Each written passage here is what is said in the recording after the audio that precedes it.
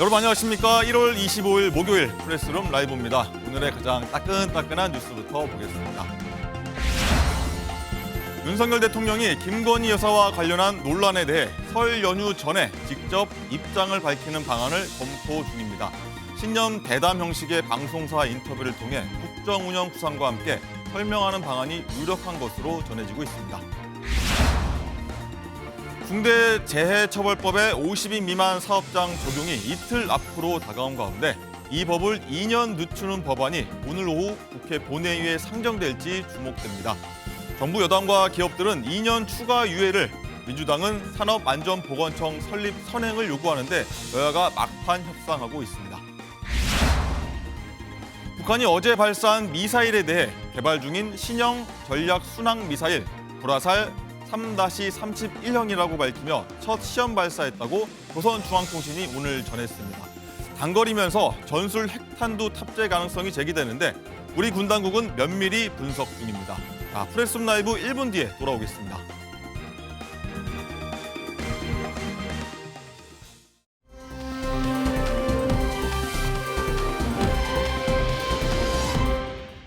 네, 프레스룸 라이브는요, 유튜브에서 송출되니까요. 활발하게 의견 나누시면 시청하는 재미가 배가 될 것 같습니다.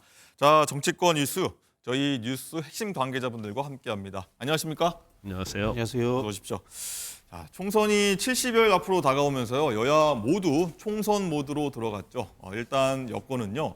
윤 대통령과 한동훈 비대위원장이 갈등을 빚어서 파열음을 냈는데 일단 봉합 내지는 일단 덮은 분위기로 가고 있는데 우선 한 위원장 얘기부터 해보도록 하겠습니다. 자, 장갈 기자, 한 비대위원장 어제는요 서천 현장 화재 현장 방문으로 인해서 좀 취소됐던 일정을 좀 소화를 정상적으로 했어요. 네, 그렇습니다. 한동훈 위원장이 원래대로라면 당 사무처를 방문을 했었어야 되는데 서천시장 화재로 이 일정이 어제로 밀리게 됐습니다. 그래서 어제 오전에 국회 본관, 의원회관, 또 당사를 돌면서 당직자들을 만났는데요. 어수선한 당 상황을 수습하고 총선 승리를 다짐하는 자리였습니다. 그런데 이 자리에서 이런 일도 있었습니다. 한동훈 위원장이 직원들에게 선물을 받고 공무원 아니니까 저 받아도 되죠? 라는 말을 하거든요. 실제 한동훈 위원장은 정당인이긴 하지만 검사나 법무부 장관 같은 공직자는 아니기 때문에 이 청탁금지법 적용은 받지 않는다고 하는데요. 어떤 선물을 받고 이런 얘기를 했을지까지 함께 보시죠. 이건 저희가 이제 홍보물을 한번 기획했던 부분인데요. 액자로 만들어서. 저만 볼게요. 알겠습니다. 요거 잠깐 저희가 선거용으로 만든 건데 한번 입어보시죠. 처음 줬어요, 빨간 잠바. 뭐 내일부터 입으시는 게 어떨까 싶습니다. 비대위 때. 지금부터 입고 다닙니다. 알겠습니다. 고맙습니다. 진짜 주는 거예요? 나는 공무원이 아니니까 받아도 되는 거 아니에요? 고맙습니다. 고맙습니다. 제가 더 잘하겠습니다. 고맙습니다. 요 액자도 가져가셔야 되는데요, 위원장님. 저희가 저 주시게 준 거예요? 예. 4월 10일 날 꼭 이겨봅시다. 네. 고맙습니다. 한동훈 화이팅! 고맙습니다.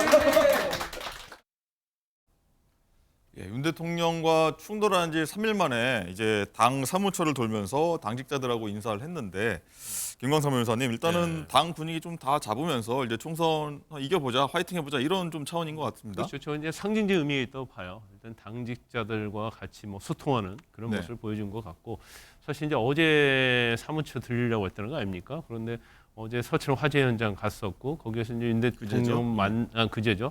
윤 대통령 만나서 여러 가지 뭐 봉합이냐 아니냐 또 뭐 화재 현장과 관련된 부분, 민생과 관련 부분 이제 이런 얘기를 했기 때문에 어떻게 보면 이 일정이 이제 뒤로 밀어준 거라고 볼 수 있죠. 그런데 제가 사실은 원래 이제 일상적이기 때문에 원래 언론에서 저 정도까지는 대표가 사무처 간 걸 취재하지 않거든요. 사실 뭐 그런 분위기가 그런데 있습니다. 이제 최근에 갈등의 문제도 있고 두 번째는 과연 한동훈 비대위원장이 갈등 이후에 어떤 행동을 하고 그런 것들이 사실 언론에서는 이제 관심을 가질 수밖에 없어요. 네. 그리고 뭐 저곳에 가서 어떤 한마디 하느냐에 따라서 뭐 용산과 관계랄지 앞으로 뭐 총선과 관계 이런 얘기가 나올 수 있기 때문에 언론의 스포트라이트를 받는다고 보고요.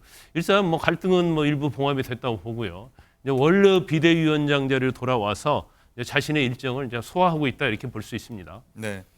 자, 그리고 오늘 각종 표심 얘기들 굉장히 저희가 많이 할 텐데 김진희 변호사님, 일단은 한동훈 위원장이 어제 이 당 사무처 방문하고 오후에는 한 대학교를 가서 대학생들을 만났습니다. 일종의 대심 잡기에 나선 건데 어떤 내용이죠? 네, 말씀하신 대로 이제 어제 24일 오후에 이 한동훈 위원장은 대학생들을 만났습니다. 그래서 높아진 대학 등록금, 그리고 어려워진 취업, 또 그리고 주거 문제 등에 대해서 이야기를 하면서 청년들에게 미안한 마음을 표했다고 하는데요. 그러니까 어제 한동훈 위원장은 서울 동작구에 위치한 숭실대에서 열린 대학생 간담회에서 이렇게 얘기했다고 합니다. 과거 고도성장기에는 지금의 대학생 여러분들보다는 덜 노력을 하고 더 많이 얻어갈 수 있는 시대였다. 네. 그런데 영원히 계속될 것 같았던 고도성장기가 끝난 지금은 청년 여러분에게 죄송한 마음이 매우 크다라고 이야기를 했다고 합니다. 그렇군요. 뭐 지금 그래픽에 나오긴 했지만 한 위원장이 이 과정에서요. 민주당의 86 운동권 출신 정치인들을 좀 비판하기도 했는데 사실 이번 총선 전략이기도 한데 어떤 내용인지 한번 직접 들어보고 오겠습니다. 뭐 민주당의 운동권 세력들은 저에게 운동권 정치인들에게 죄송한 마음을 가져야 한다 이런 얘기를 하는데요. 저는 그분들한테는 죄송한 마음이 전혀 없고요. 그렇지만 지금의 청년 여러분들께는 그런 죄송한 마음이 실제로 매우 큽니다. 네, 운동권 세대들한테는 미안한 게 없는데 지금 청년들에게는 미안한 마음이 매우 크다. 이 한동훈 위원장의 발언 박진영 부원장님 어떻게 들으셨습니까? 뭐 미안한 게 아니고 운동권을 본인이 먼저 꼬집어서 욕을 했죠. 비판을 했죠. 특정 세대를 가지고 뭐 싸움을 걸거나 이렇게 할 필요가 없습니다. 그건 역시 민주화 운동의 역사로서 존중받아야 되는 거고요. 산업화 과정도 존중받아야 되는 거고요. 역사는 그렇게 접근해야 되는 것이 지금의 정략적 판단에 의해 가지고 과거를 바꾼다거나 사실을 왜곡한다거나 뭐 그럴 필요는 없다 이런 생각이 들고요. 말씀하신 것처럼 앞으로의 이제 대학생들 문제는 미래 세대 문제이기 때문에 모든 정당이든 세력이든 늘 관심을 갖고 미안한 마음, 또 돌보는 마음을 가져야 되는 것은 뭐 사실이 아닌가 그런 생각이 듭니다. 예. 김광삼 변호사님, 일단은 청년들을 위한 다양한 공약을 좀 제시를 했습니다. 네. 청년 표심, 청심 공약 그게 잘 통할까요? 아니 일단요 이 청년 공약이 아주 뭐 파격적이고 충격적인 건 없어요. 네. 그래서 이제 일반적인 것, 특히 이제 1,000원 아침밥 이런 것들은 뭐 소소한 것 같지만 청년들에게 힘이 되는 거거든요. 그리고 뭐 K-패스랄지 가고 있다 이렇게 그렇죠. 봐야겠죠. 결혼 부담이랄지 뭐 이런 거 인턴 희망, 고문 금지법 이런 것들은 사실은 뭐 아주 우리가 청년의 마음을 완전 사로잡을 수 있는 공약은 아니지만 어떻게 보면 섬세한 층에서 좀 그런 공약이다, 작은 공약이다 이렇게 볼 수 있을 것 같고요. 이제 한동훈 비대위원장의 보수층이랄지 또 중도에서 기대하는 바는 그거잖아요. MZ 세대랄지 수도권, 뭐 그다음에 뭐 일부의 어떤 이제까지 보수에서 멀어져 있던 그런 마음을 얼마나 가져오느냐 이제 그게 중요한 건데 이제 앞으로 뭐 계속적으로 이제 정책을 좀 보여줘야 한다고 하고요. 더군다나 이제 본인의 어떤 행보랄지 뭐 하나하나 어떤 이야기, 뭐 아까 운동권 얘기 그냥 했는데도 이거 자체가 또 언론 보도되는 거 아닙니까? 이제 그런 것처럼 그러한 마음을 잡기 위한 행보, 그 다음에 정책 이런 걸 보여줘야 하는 거예요. 그런데 일단 총선이나 선거는 이제 이슈 파이팅이거든요. 어느 누가 어떠한 마음을 잡을 유권자의 마음을 잡을 수 있는 그 공약을 빨리 내놓느냐 이게 굉장히 중요한 측면인데 네. 뭐 아직까지 물론 여러 가지 뭐 큰 공약 뭐 5개 정도 내놨습니다만은 아마 순차적으로 가면서 청년들의 마음을 정말 잡을 수 있는 그러한 공약을 좀 기대를 해보고 있습니다. 네, 뭐 저희 뒤에 이재명 대표 행보, 민생 행보도 다루겠지만 비슷한 사실 뭐 일을 하고 있습니다.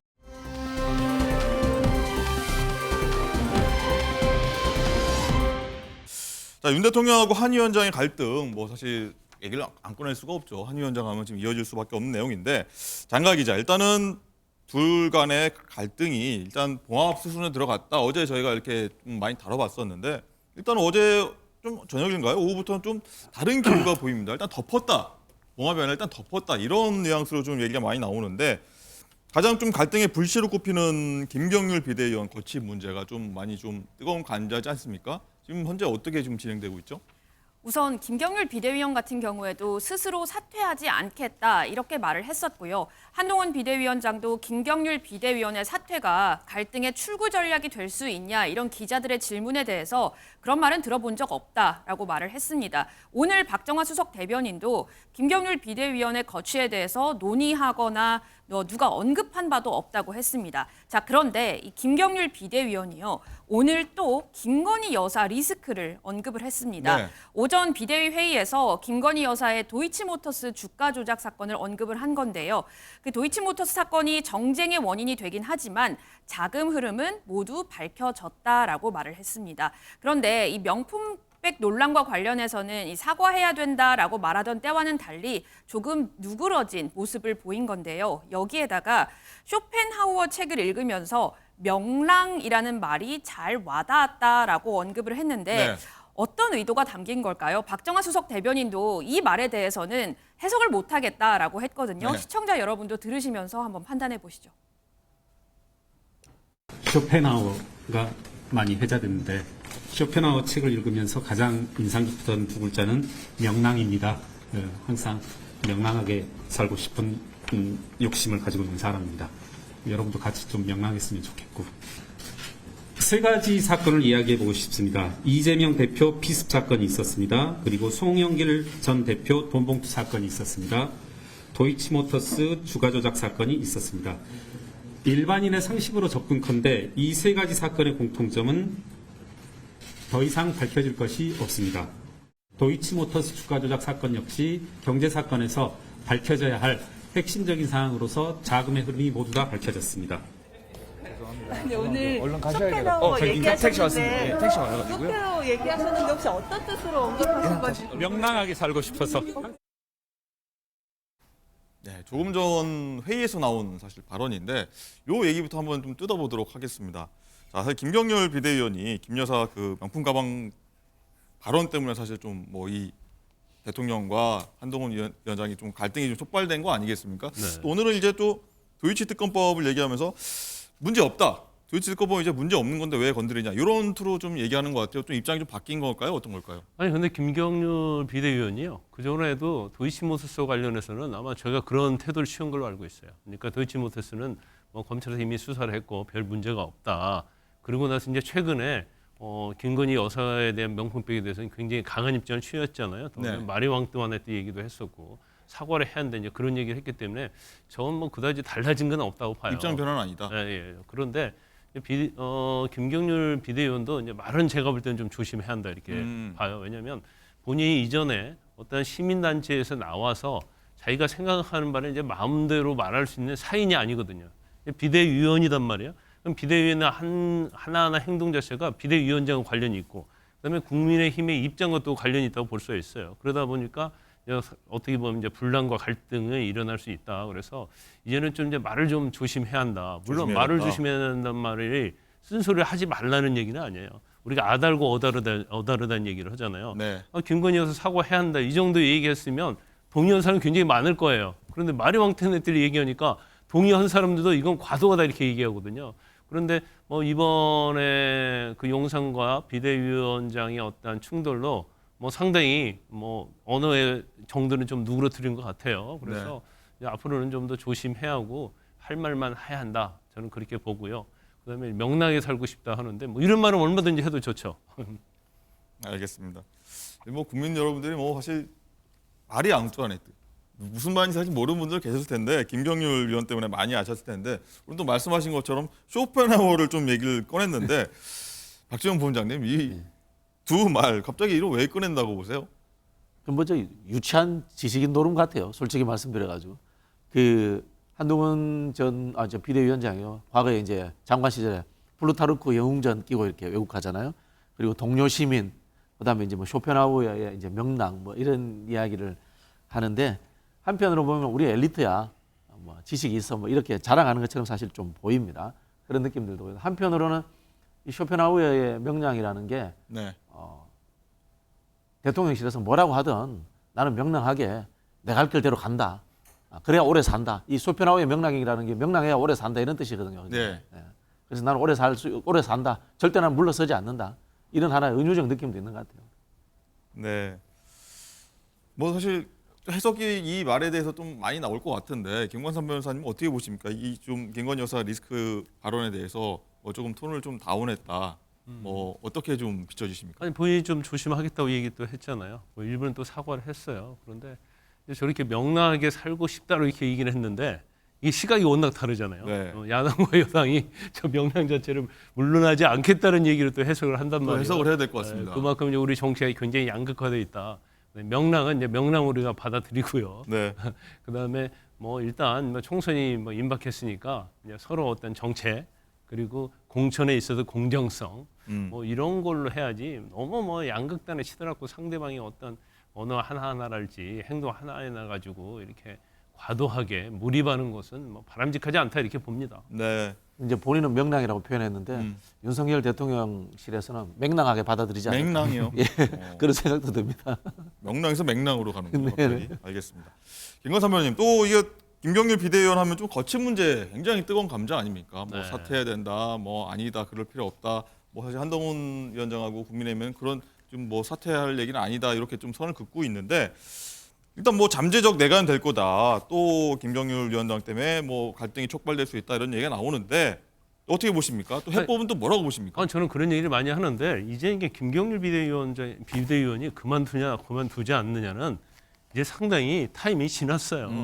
그러면 이걸 가지고 계속적으로 만약에 뭐 용산이랄지 용산 주위에 있는 사람들이 계속적으로 얘기하면 이 봉합된 것이 사실 원점으로 돌아가는 거거든요. 그래서 일단 뭐 김경률 비대위원도 조심하겠다고 얘기를 했잖아요.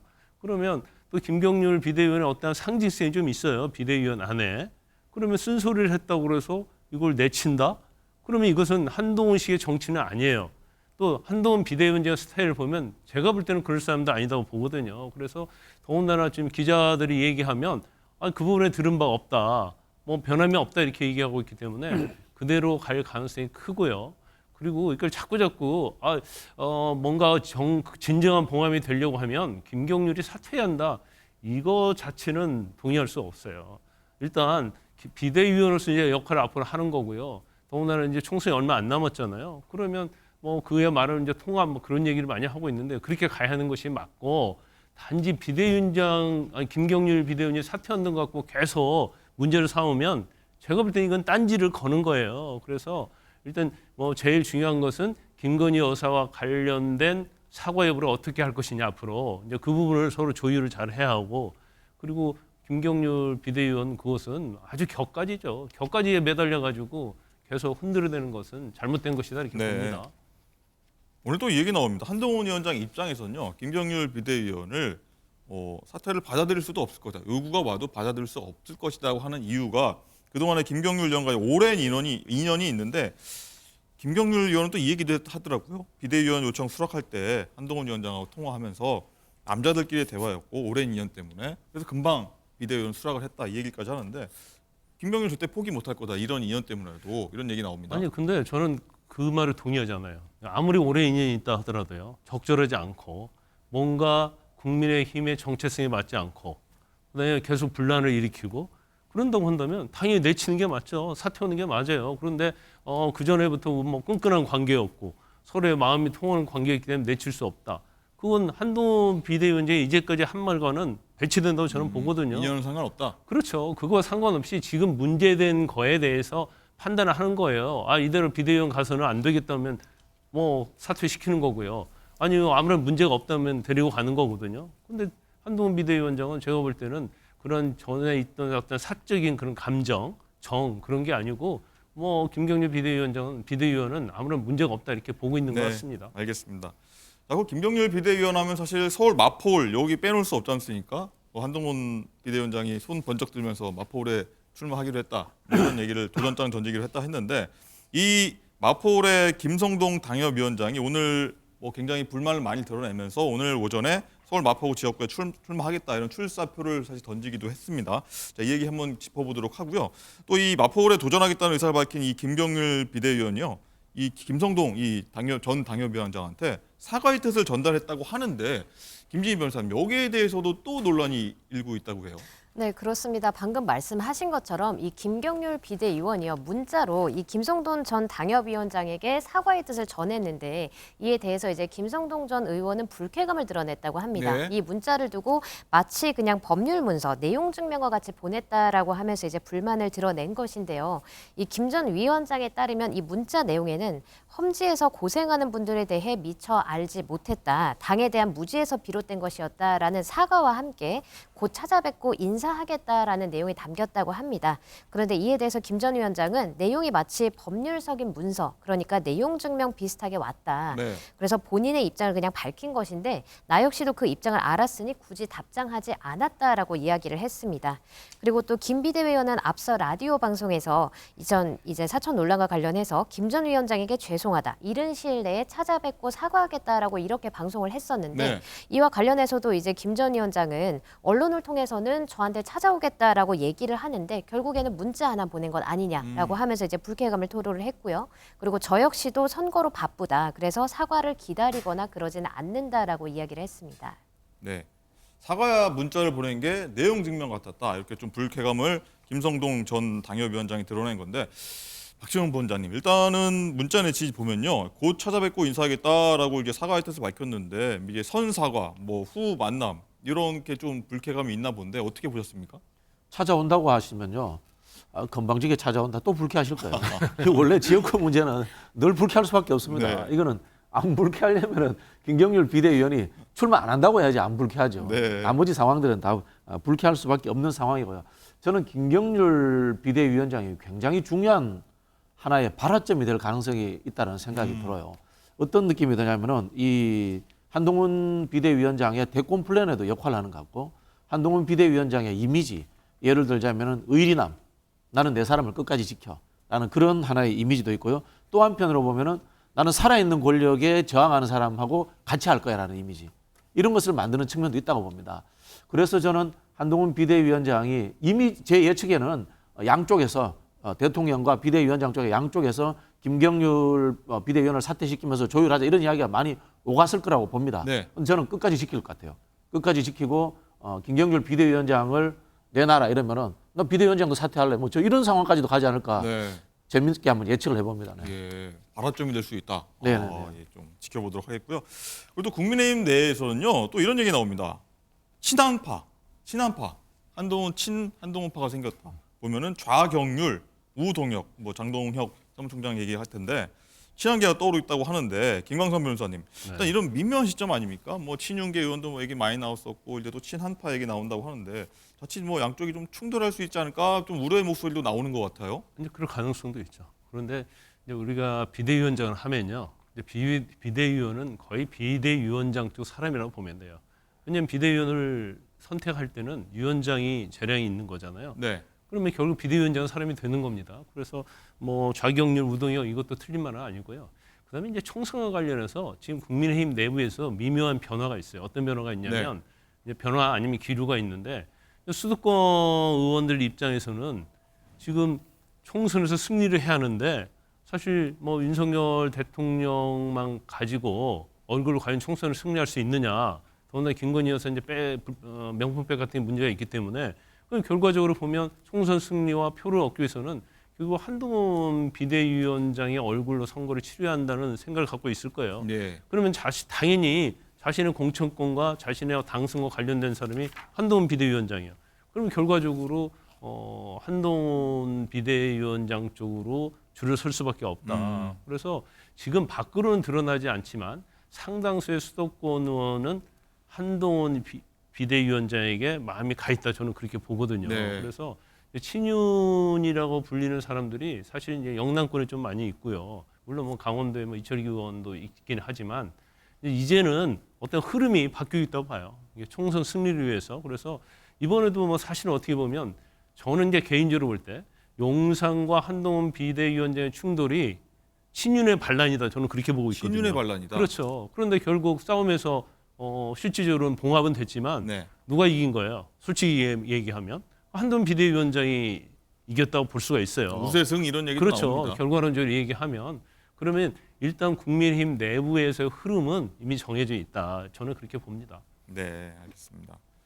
한동훈 위원장의 어떤 이런 대응 방식도 이래저래 많이 얘기가 나옵니다. 뭐 당내에서는요, 이런 얘기가 나온다고 합니다. 복싱 전략에 많이 빗댄다고 하는데, 뭐 야당 대할 때는 좀 발톱 드러내면서 인파이팅한다, 적극적으로 싸운다. 그리고 이번에 반대로 윤 대통령 앞에서는 뭐 90도 폴더 인사하면서 어떤 숙이는 모습, 뭐 복싱 전략하면 이제 좀 겉을 도는 아웃복싱한다, 이런 얘기 뭐 이런 스타일의 문제까지 얘기 나오는데, 이런 모습들 뭐 정리된 느낌인 것 같습니다. 저희가 다 지켜본 모습인데 어떻게 보셨습니까? 제가 이제 과도하게 정치 공학적으로 본 것 같아요. 나도 제가 헤드라인 딱 봤는데 아웃복싱 하고 있다 이런 내용이 있더라고요. 근데 그 말을 들은 순간 뭐 제가 웬만하면 뭐 정치 평론 많이 하니까 예. 이해가 딱 들었는데 이해가 안 됐는데 그 풀었으면 그거예요. 민주당과 싸울 때 그리고 이번에 정면 충돌할 때는 뭐 치열하게 싸운다는 거예요. 네. 인파이터 한다는 거고. 그다음에 서천 화재 현장 가서 윤 대통령을 만났을 때는 이제 폴더 인사했다는 거 아닙니까? 90도로 폴더 인사. 근데 한동훈 위원장이 저 폴더 인사가 대통령 만났을 때만 한 게 아니에요. 다른 지역 갔을 때도 다 그렇게 했고요. 그다음에 뭐 관련된 뭐 신년 인사회 때도 보면 다 폴더 인사를 하고 있거든요. 아마 이제 겸손함을 보여주기 위해서 그런데 아마 이제 아웃복스란 말이 그 무하마드 알리가 전직전은 아웃복싱 하는 사람 아닙니까? 네. 그래서 뭐 나비처럼 날아서 뭐 벌처럼 쏜다 하는데 뭐 지금 뭐 나비처럼 나는 것도 아닌 것 같고 벌처럼 쏘는 것도 없어요. 그런데 이제 구태여 아마 신문에서 표현을 하면서 이제 아웃복싱이라는 얘기를 쓰는데 뭐 그렇게 저 개념 자체가 뭐 마음에 와닿지는 않습니다. 뭐 당내에서 나오는 얘기라고 합니다. 박지원 부원장님은 이 내용 어떻게 보셨습니까? 아웃복싱, 복서 저는 한동훈. 뭐 언론에서 이미 친한파가 만들어진 것 같아요. 언론에서 이런 프레임 만들어주는 거잖아요.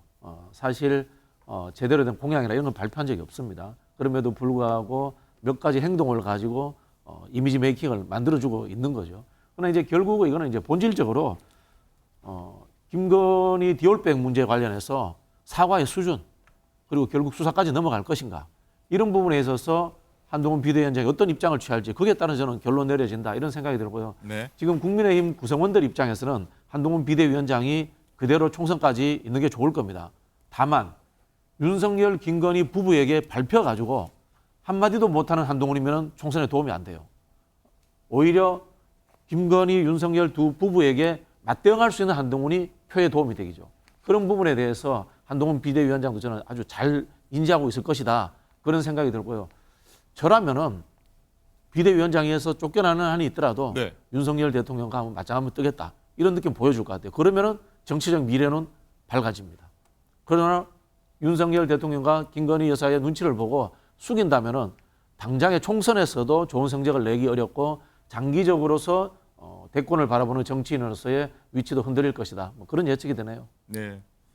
김건희 여사 리스크 방금 말씀해 주셨는데 이 얘기도 해보겠습니다. 윤석열 대통령이 설 연휴 전에 이 김 여사 명품 가방 수수 논란과 관련해서 직접 방송에 나와서 입장 발표를 하겠다 그런 검토 중이라고 하는데 장가 기자 좀 뭐 간밤에 나온 얘기입니다. 한번 정리 좀 해볼까요? 네, 윤석열 대통령이 조만간 특정 언론사와 함께 신년 대담을 통해서 신년 구상을 밝히고 민생 대책을 설명을 하면서 여기서 김건희 여사 리스크에 대해서 좀 입장을 밝히는 방안을 검토하고 있는 것으로 알려지고 있는데요. 일부에서는 김 여사가 직접 사과할 의사를 밝혔다 이런 보도도 나오기는 했지만 어제 나왔었죠. 그렇습니다. 하지만 이에 대해서 대통령실 관계자는 황당한 얘기다라면서 선을 그은 상태고요. 오늘 박정화 국민의힘 수석 대변인도 김 여사 논란과 이 수습안에 대해서 언급을 했습니다. 들어보시죠.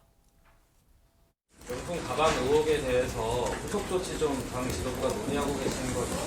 아니요, 없어요. 지금 그 어제 저녁부터 해서 보도 되는 거 보고 있고요. 어쨌든 대통령실에서 하시는 거를 기대하면서 저희도 지켜보고 있는 수밖에. 그리고 그에 대한 평가와 판단은 국민들이 하실 거라 그런 상황을 보고 저희가 말씀드리겠습니다. 당 차원에서 사과 요구할 계획은 없다고 생각해요. 저희가 언제 뭐 어떻게 해라라고 주문을 준 적이 있나요? 구체적인 주문을 저희가 대통령실에 요구한 적 없어요. 신년 대담 얘기가 나왔고 또 대통령실에서 여당 지도부를 뭐 대통령실로 초대하는 뭐 방안도 지금 시기를 조율 중이다. 뭐 이달 말 이런 얘기까지 나오고 있는데 김광삼 변호사님 일단 신년 대담 뭐 여기에 대해서 여당 지도부하고 어떤 의견 조율이랄까 내용 뭐 이런 거 조율하는 자리일까요? 아마 신년 대담은 아마 윤 대통령이 참모들과 아마 본인이 직접적 결정하고 판단을 할 거라고 봅니다. 그런데 이제 중요한 건 이거죠. 이제 처음에 비대위원장으로 한동훈 위원장이 취임하면서 지금 윤 대통령을 한 번도 안 만났잖아요. 네, 공식적으로 따로 만난 거죠. 그렇죠. 그 이유는 뭐 아마 본인이 굉장히 윤석열 대통령이 아바타다 이제 이런 얘기를 많이 들어왔고 그게 또 야당의 어떤 프레임이 그렇거든요. 더군다나 수직적 당청 관계 이런 얘기를 들었기 때문에 이걸 굉장히 이제 멀리 한 거라고 봐요. 네. 그러면 한편으로는 뭐 용산 입장에서는 좀 서운할 수도 있다. 이제 그러면서 이번에 이 김건희 여사의 명품백과 관련해서 이제 갈등 충돌이 있었고 또 서천 화재 현장에서 이제 어떻게 보면 이제 봉합이 됐단 말이에요. 이제 봉합이 됐는데 이제는 뭐 서로 말하지 않아도 다 알 거예요. 그래서 아까 뭐 박정화 대변인이 얘기를 하지만 용산에 뭔 요구를 당해서 하느냐 이런 얘기를 하는데 이제는 이제 당해서 할 이유가 없어요. 그건 대통령실에서 이제 알아서 해야 돼요. 윤 대통령이 알아서 해요. 왜냐하면 이미 당에서는 화두를 던졌고 이 문제에 대해서는 충분히 할 만큼 했어요. 그러니까 이제 거기에 대한 대책이랄지 신년 인터뷰와 관련해서 KBS 할 때 대통령이 직접 하든지 아니면 김건희 여사가 직접 사과를 하든지 이런 부분은 이제 대통령실로 공이 넘어간 거예요. 근데 여기에 대해서 뭐 한 비대위원장이랄지 아니면 국민의힘 지도부에서 비대위에서 뭐 이거 왈가왈부 할 일은 이제는 이제 끝났다고 봐요. 그리고 이제는 이제 만나도 되죠. 제가 볼 때는 이번에 갈등 관련해서 어떤 절차 과정을 통해서 한동훈 위원장이 윤 대통령의 아바타가 아니구나. 물론 야당에서는 뭐 쇼를 하고 있다고 얘기를 하고 있지만 제가 볼 때는 대부분 많은 사람은 그 쇼가 아니다고 생각할 거예요. 그러면 이제는 이제 본인의 한동훈식의 어떤 정치를 하면서 대통령과 대등한 관계에서 만날 수 있는 그런 여건이 형성되어 있기 때문에 이제는 뭐 자주 만난다고 해서 그런 아바타 프레임이 그렇게 통하지 않을 거다고 저는 그렇게 봅니다. 네. 뭐 이런 게 사실 궁금해지기도 합니다. 최근 어젠가요? 보도 나온 것 중에서는 한동훈 위원장이 비대위원직 수락하면서 윤 대통령하고는 전화도 안 하겠다. 선 극지하겠다. 이런 보도가 사실 나오기도 했는데 혹시나요, 부원장님? 윤 대통령 회동 제안에 뭐 안 만나겠습니다. 뭐 됐습니다. 이렇게 할 이유는 없겠죠. 그렇죠. 그런 일이 벌어질 수는 만나야 없겠죠. 할 이유는 없죠. 네. 다만 이제 한동훈 비대위원장뿐만이 아니고 한동훈 비대위원장도 옆에 이제 사람들이 생기거든요. 네. 한번 생각을 해보면은 지금 우리 친윤, 뭐 반윤, 비윤 이렇게 이야기합니다만은 제대로 된 친윤은 현재 국민의힘에 없는 거예요. 왜? 윤석열 대통령이 공천 줘서 국회의원이 된 사람이 없어요. 정치권에서는 공천을 준 사람이야말로 진정한 계보 보수다. 이렇게 이야기해요. 그 사람들 언제든지 흔들릴 수 있는 겁니다. 예. 흔들리는 조건은 총선의 당선이거든요. 그런 부분에서 그런 분들이 한동훈 비대위원장 쪽으로 쏠릴 수도 있고요. 그런 상황이 올 수도 있다라는 생각이 들고요. 다만 이제까지 뭐 대통령 취임한 지 2년 다 돼 갑니다만은 윤석열 대통령이 국민의힘의 의견을 물어서 뭔가 본인의 정치적 활동이라든가 대통령으로 활동을 한 적은 없습니다. 본인 마음대로 했기 때문에 저는 한동훈 비대위원장이라고 해서 대통령실이 대하는 태도가 바뀌지는 않을 것이다. 그렇게 생각이 들고요. 네. 그럼 결국은 선택은 한동훈 비대위원장에게 달려있다. 그렇게 결론이 날 것 같습니다. 네. 김진희 변호사님, 일단은 김건희 여사 문제에 대해서 여론조사가 일단 하나 나온 게 있는데 윤 대통령의 입장 표명이 필요하다는 게 응답이 한 70% 달한다고 하더라고요. 어떤 내용일까요? 네, 지금 말씀하신 것 같이요. 여론조사 기관인 엠브레인 퍼블릭에서 YTN 의뢰로 지난 21일하고 20일 이렇게 양일간 전국의 18세 이상 남녀 1000명을 대상으로 조사를 했습니다. 그 조사 주제는 다름이 아니라 김 여사 관련 문제에 대해서 윤 대통령이 입장 표명이 필요하다라고 생각을 하는지 여부였는데요. 지금 표 보시는 것처럼 69%가 필요하다라고 이제 답을 했고 24%는 필요하지 않다 이렇게 답을 했습니다.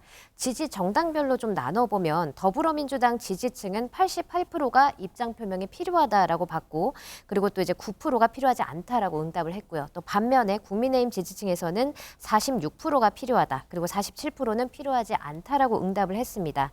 또 그리고 지지 정당이 없다라고 응답한 응답자 가운데에서는 67%가 필요하다. 그리고 22%는 필요하지 않다라고 답변했습니다. 네.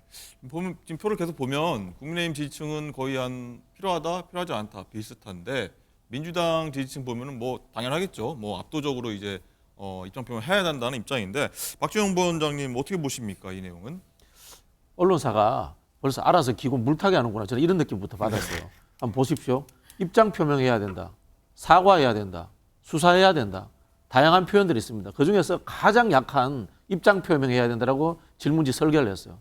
굉장히 저는 의구심이 생긴다. 이 말씀을 드리겠고요. 자, 뇌물 받아서 그 감옥 간 사람이 있을 수도 있습니다. 그런 사람들이 사과하고 입장 표명하면은 그러면 감옥에서 나옵니까? 이런 식으로 여론조사 하시면 안 됩니다. 물론 입장 표명도 당연히 해야 되겠죠. 그러나 그것은 사과를 전제로 한 입장 표명이어야 되고요. 사과를 한다는 것은 죄를 인정한 거기 때문에 수사로 이어져야 된다는 것이 저는 우리 국민들이 생각하는 방법이 아닐까 그런 생각이 듭니다. 법적인 측면만 좀 얘기할게요. 말씀하시죠. 이 사건은 이제 뇌물 사건은 아니에요. 그런데 야당에서 이제 뇌물 사건으로 어떻게 보면 이제 프레임을 가져가려고 보고 있고 청탁금지법 위반이거든요. 그럼 배우자도 사실 이제 공직자의 배우자도 청탁금지법 위반 대상은 되는데 이 배우자에 대한 처벌 규정이 없습니다. 그래서 처벌 규정이 없는데 이거 수사할 수는 없는 거예요. 근데 결과적으로 그래서 지금 말이 나오는 게 사과를 해야 하냐 아니면 본인이 사과해야 하냐 아니면 대통령이 직접 사과해야 하냐 이런 내용 가지고 지금 논란이 있는 겁니다. 아니 법률적으로는 그런데요. 청탁금지법 같은 경우에 이게 적용이 되면은 공직자인 배우자가 수사받게 돼 있어요 원래는. 아니 근데 처벌 규정이 있어야지 수사가 되는 거죠. 없으면 수사가 안 되는 거예요. 아니 그러니까 제가 말씀드린 게 김건희 여사가 처벌받는 것이 아니라 공직자인 배우자가 처벌받게 되어 있다는 거죠. 청탁금지법이라는 게. 공직자로만 일단 저는 나온 걸로 일단 알고는 있는데 그렇죠. 알겠습니다. 뭐 이 부분은 뭐 사실 그리고 아까 여론조사 말씀하셨는데 언론사 입장에서 사실 국민의 입장을 알아보려고 가장 궁금한 사안, 첨예한 사안에 대해서 뭐 묻기 위해서 이런 항목을 넣어서 여론조사 한다 이런 말씀 한번 드리도록 하겠고요. 김광삼 변호사님 일단은 민주당이요 일단 공합쇼 아니라면 쌍특검 찬성해야 된다 이런 얘기까지 지금 하고 있는데 한 위원장이 향해서 이제 쌍특검법 재의결 압박하고 있는데 오는 2월 1일에 있을 본회의죠. 여기 때 뭐 재표결 빨리 하자. 또 민당 쪽에서는 좀 더 늦추자. 이런 양상이 좀 벌어질 것 같긴 해요. 표결 안 될 거예요. 왜냐하면 이제 민주당 입장에서는 빨리 국민의힘에서 뭔가 공천 절차를 거쳐서 거기에서 이제 컷오프를 되든지 아니면 뭐 공천에서 떨어진 사람들이 있을 거 아니에요. 그럼 최소한 한 10명 정도 이상만 특검에 찬성을 해주면 재의결 3분의 2를 얻을 수 있거든요. 그러니까 최대한 뒤로 늦추려고 할 겁니다. 근데 아마 제가 볼 때는 뭐 그렇게 재의결 될 가능성이 많지 않다고 봐요. 물론 뭐 컷오프 된 사람 입장에서는 현직 의원에서는 감정이 좀 있을 수 있겠죠. 그런데 그건 또 쉽지 않다고 봅니다. 그래서 근데 혹시 궁금한 건요. 민주당 측에서도 이제 컷오프 된 의원들이 나오면 거기서도 또 반란표 나올 수 있지 않나요? 그렇죠. 당연해요. 그래서 이게 상당히 복잡 미묘하게 지금 얽히고 설켜 있다고 봐요. 그런데 양측이 눈치를 계속 볼 그렇죠. 수밖에 없네요. 그런데 지금 민주당의 뭐 최근에 어떠한 선거에 임하는 자세를 보면 너무 쌍특검법에 의존을 하고 있다. 그리고 김건희 여사 사과를 할지 뭐 이런 거에 너무 의존을 하고 있어서 어떤 선거에 전략이 있어서 만약에 쌍특검법이 수용이 안 됐을 때는 어떻게 하느냐. 물론 그 공격을 하겠죠. 거부권에 대해서. 그런데 이거 자체가 수용하느냐 안 하느냐가 제가 볼 때는 결정적으로 뭐 어느 당이 총선을 승리하냐 승리하지 않느냐의 결정적인 요소는 저는 되지 않는다고 보는데 아마 민주당에서는 뭐 결정적인 요소가 된다고 판단하고 있는 것 같습니다. 네.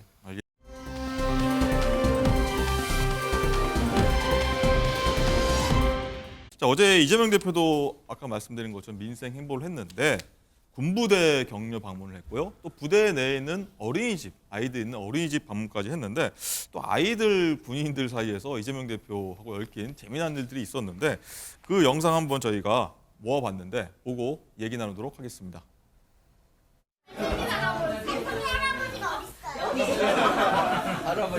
대표 할아버지.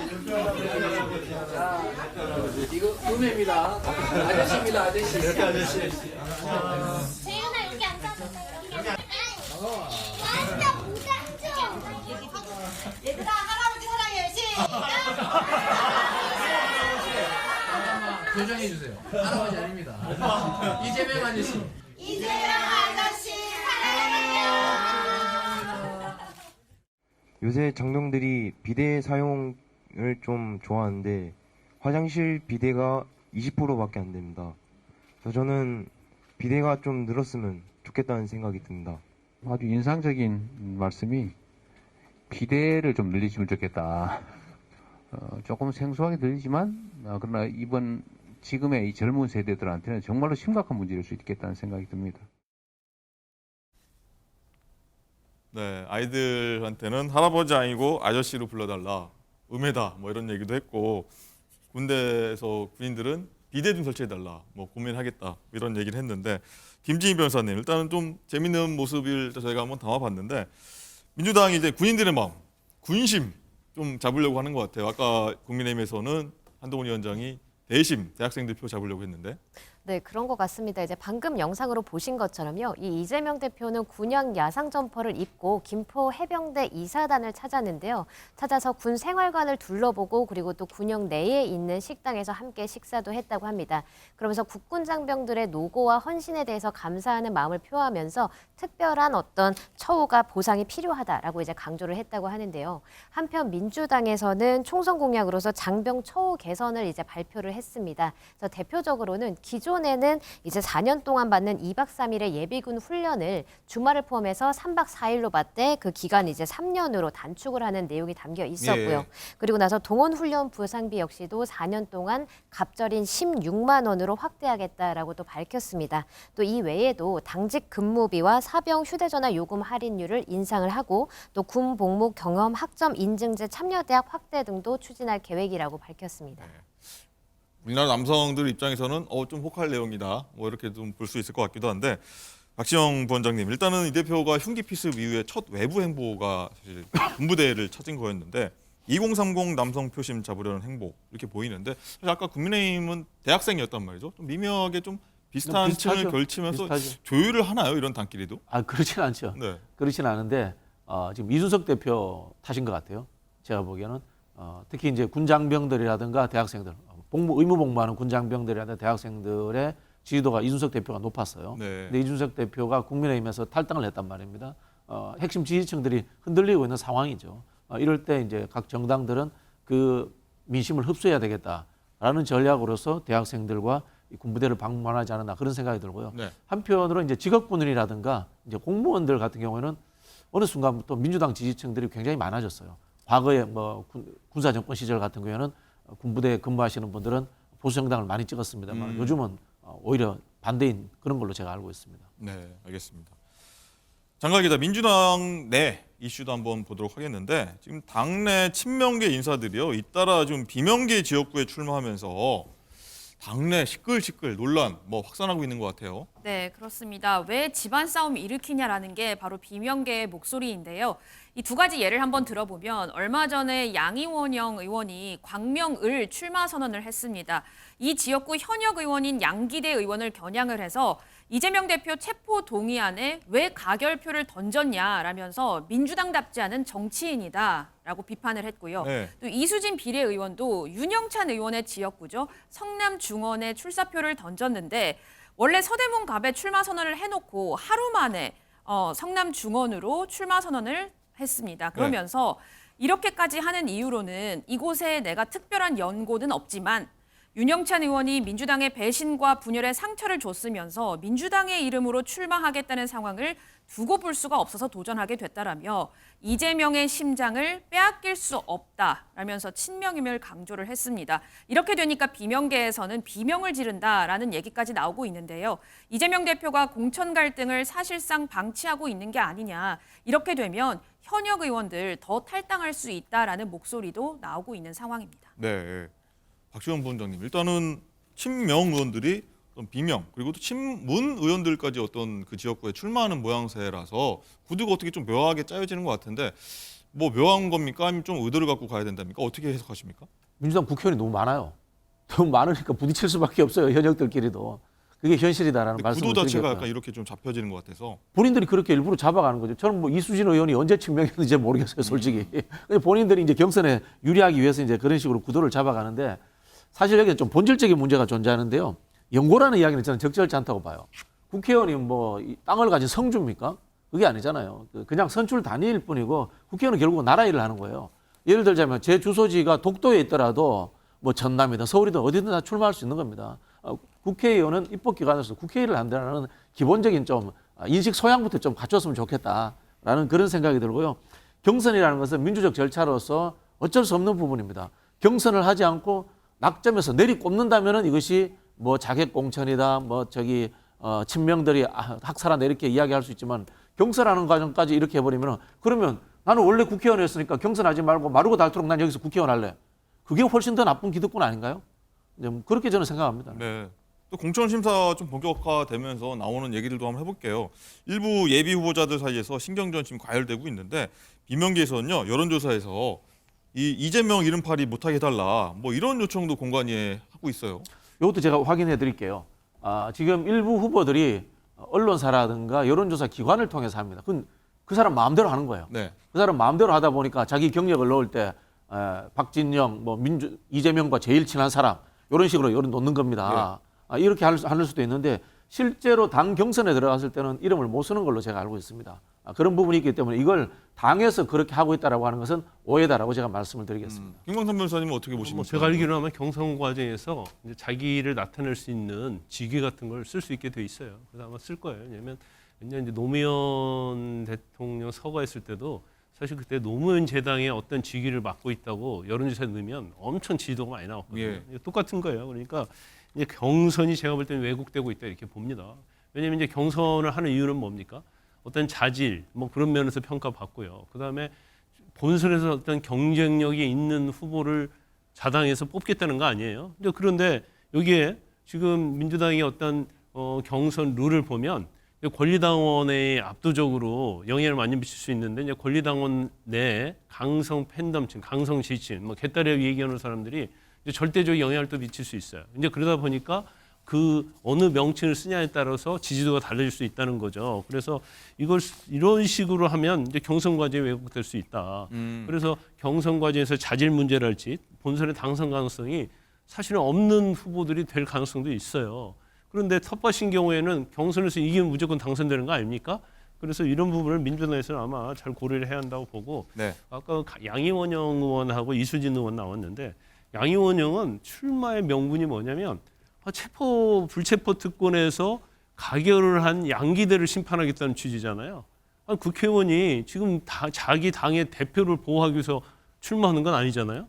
이수진은 어떤 얘기를 하고 있냐면 이건 성남은 이재명 대표 심장이다 그런 얘기를 하고 있어요. 아니 이재명 대표 심장을 지키기 위해서 출마한다는 게 그게 말이 됩니까? 국가와 국민을 위해서 출마하는 게 아니다는 얘기잖아요. 이재명 대표 심장은 이미 개항으로 갔어요. 인천 개항으로. 이재명 대표의 심장이 2개는 아니잖아요.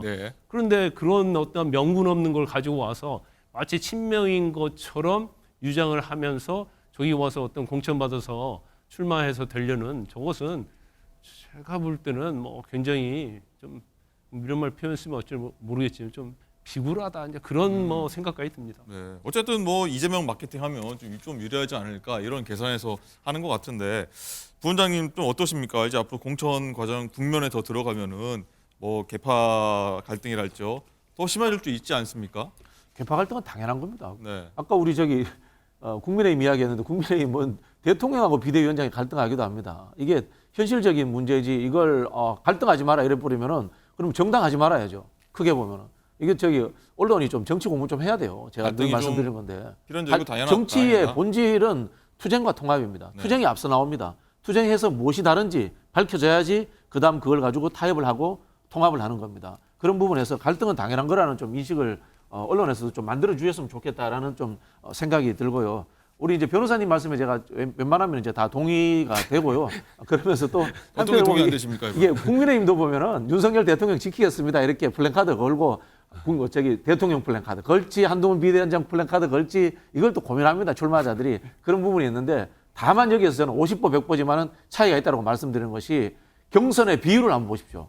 민주당이 국민의힘보다 월등히 높습니다.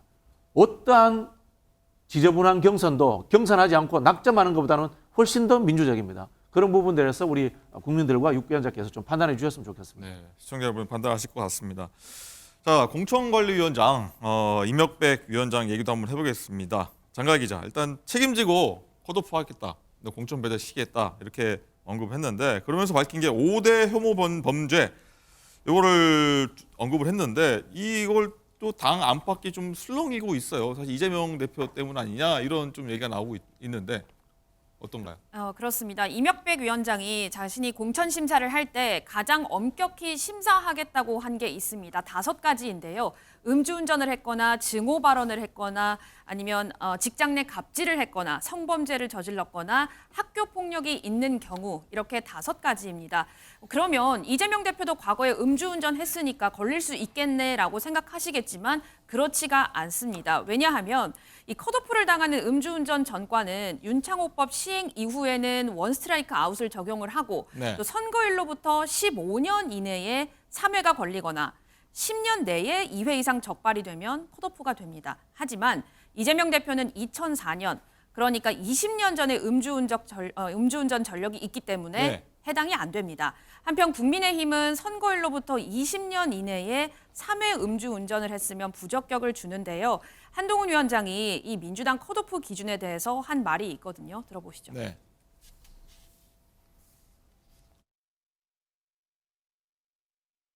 성범죄, 음주운전, 직장 갑질, 학폭, 그리고 요즘 말하자면 온 오프라인에서의 그 중호 발언, 5대 혐오 범죄로 이것을 규정을 하고 혐오 범죄를 저지른 인사가 국민의 대표가 되어서는 안 된다는 이 공감대가 지금 확산되는 이 상황 하에서 정확하게 이재명 대표만 거기 걸리지 않도록 여러 가지 고려를 해서 만든 것 같습니다. 그게 재판을 계속 받으시고 있고 수사를 받으시고 있는 데다가 전과도 여러 개가 있으시잖아요. 그런데 희한하게도 그 5대 기준에는 하나도 걸리시지가 않네요. 그런 기준을 만드는 것에 대해서 국민들이 공감하실까? 저는 우려가 되네요. 네, 한 위원장 얘기 종합하면 이재명 대표는 안 걸리게 하려고 이게 좀 기준을 좀 높여놨다 이런 얘기하는 것 같은데, 김원삼 변호사님 어떻게 동의하십니까? 어떻게 보십니까? 저는 이해가 가요. 민주당 이해가. 네. 왜냐하면 저렇게 안 하면 대표가 부적격 받아버리는데 총선을 어떻게 치르겠습니까? 그래서 지금 민주당의 어떤 공천 기준을 보면 매일 시스템 공천이라는 얘기를 수없이 많이 하잖아요. 근데 저는 그건 시스템이 아니고 고무줄 공천이라고 얘기를 하거든요. 왜냐하면 자, 공천 기준이 물론 있다고 쳐요. 그런데 실형 징역 3년 받은 사람이 적격 판정을 받는 이런 사례가 우리 역사에 있었나 모르겠어요. 기억이 나지 않고요. 그다음에 그런 얘기를 기자가 물으니까 공관위원회에 그런 얘기를 하더라고요. 무죄 추정의 원칙.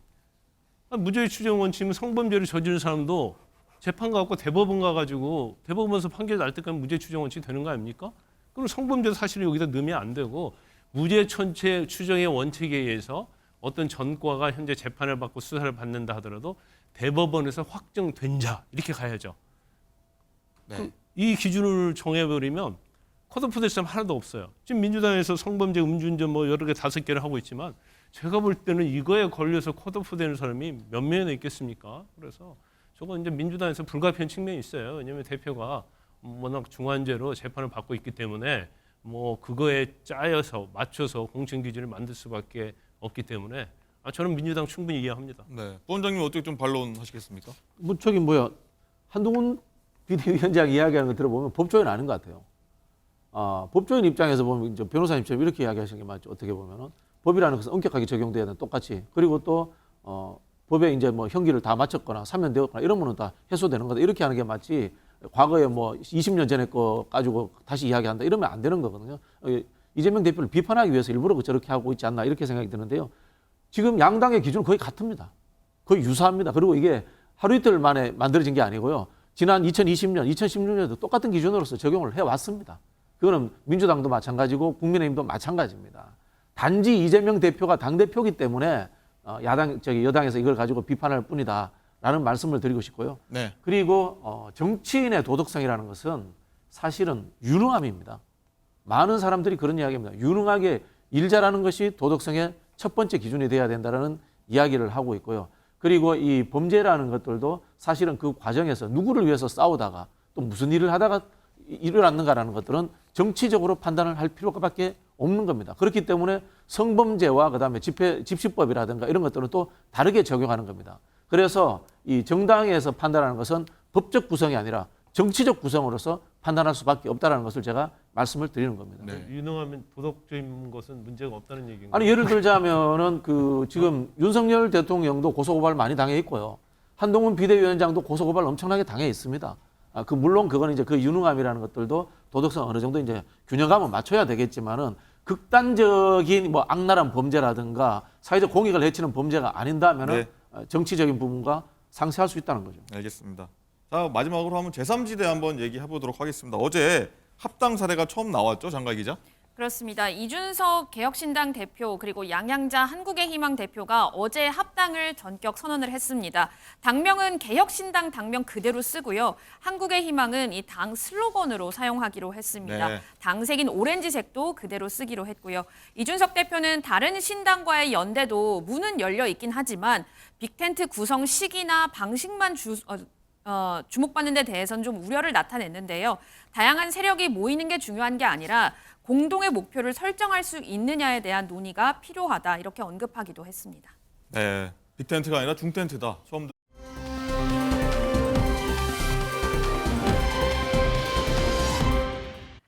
라이브 픽입니다. 며칠 전 3차 공판에서 벌을 받고 떳떳하고 싶다는 말로 공분을 샀던 전청조가 이번엔 옥중에서 책을 써서 피해자들의 피해를 보상하고 싶다고 주장했습니다. 굉장히 황당하게 들리는 이 발언, 어제 열린 4차 공판에서 언급됐는데요. 전 씨는 자신의 변호인과의 접견 중에 아직은 대중들이 내게 관심이 있기 때문에 도서를 판매해서 이 금액으로 피해자들의 피해 보상을 하겠다는 취지의 말을 했다죠. 이는 피해자들의 피해 보상과 관련된 지적을 자주 받았던 전 씨가 형량을 낮추기 위해 한 발언으로 보이는데요. 뛰어난 언변으로 피해자들을 속여온 전청조 씨. 이번엔 대중의 관심을 이용해 피해액을 변제해보겠다는 생각인 듯 하지만요.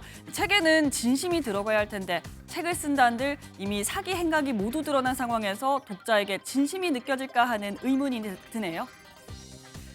최근 폭설로 항공기 결항, 연착 사례가 늘면서 숙박업소도 예약해놓지 못해 공항에서 발만 동동 구르는 여행객들 많죠. 이런 가운데 이부진 호텔 신라 사장의 통큰 배려가 눈길을 끌고 있습니다. 바로 갑작스러운 기상 악화나 자연재해로 결항이 되거나 출발이 지연된 전일 투숙객들에게 공짜 숙박을 제공한 건데요. 지난 23일 프로모션을 진행하고 6개 객실에 무료 숙박을 제공했습니다. 이 프로모션 알고 보니 이부진 사장의 제안으로 10년간 이어지고 있다는데요. 실제로 해당 프로모션에 대한 투숙객들의 호평도 자자합니다. 아무리 돈이 많더라도 이런 생각을 하는 건 쉽지 않은데 정말 대단하다. 고객을 먼저 생각한 서비스다 등 좋은 반응이 이어지고 있다고요. 투숙객들을 위한 배려로 시작한 서비스가 고객 만족도까지 상승시켰으니 이부진 사장은 2마리 토끼를 다 잡았네요. 지금까지 라이브 픽 전해드렸습니다.